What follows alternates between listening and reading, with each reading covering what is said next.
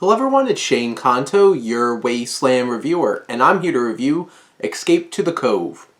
And this is from writer-director Robert Enriquez, and this is a new horror film that focuses on in the future after a pandemic.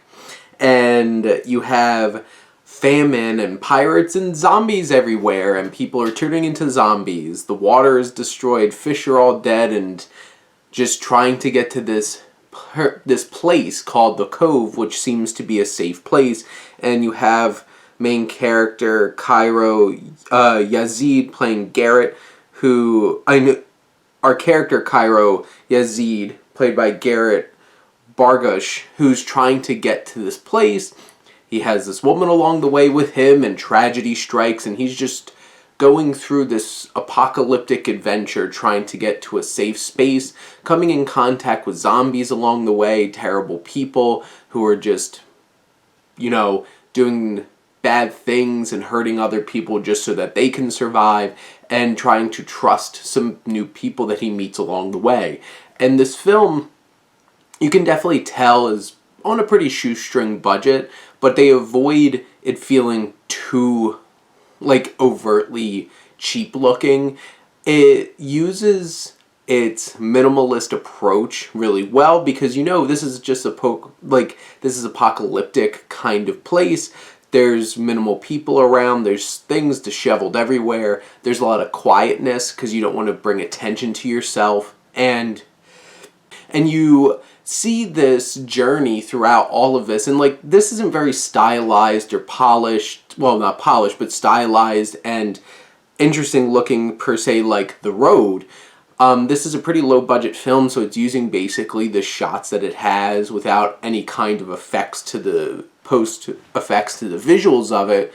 It's a very lived in space. It looks like our world. And it uses quieter moments and subtlety in terms of sound throughout the film. And I feel like that's when the film is really working. The acting's a little stiff, the dialogue is a little awkward, and any of that kinds of things. And it leans into a lot of these apocalyptic movie cliches of you see this person, you're just they're bad, this is going to be an issue at some point. But you have this film where it's it has an interesting concept.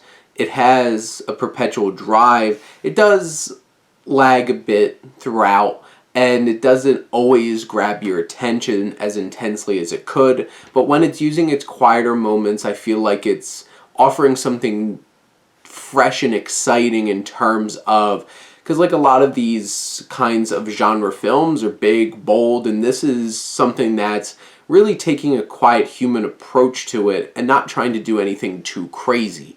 And I admire it about that. It could just be because, restrictions of what you have in terms of resources, but there's quite a few points where it really works for its benefit.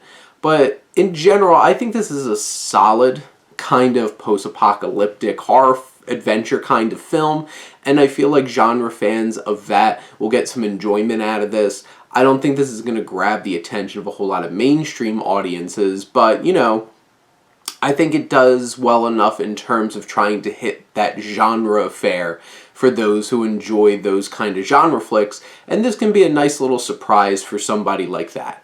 So, if you're very much into those kinds of genres, I'm a big fan of post-apocalyptic, science fiction and different kinds of stuff like that, check this one out. Give Escape to the Cove a little bit of love. But those are my thoughts on the film. Let me know what you think, and let's talk some movies. But thank you as always for tuning in and supporting your Wasteland reviewer.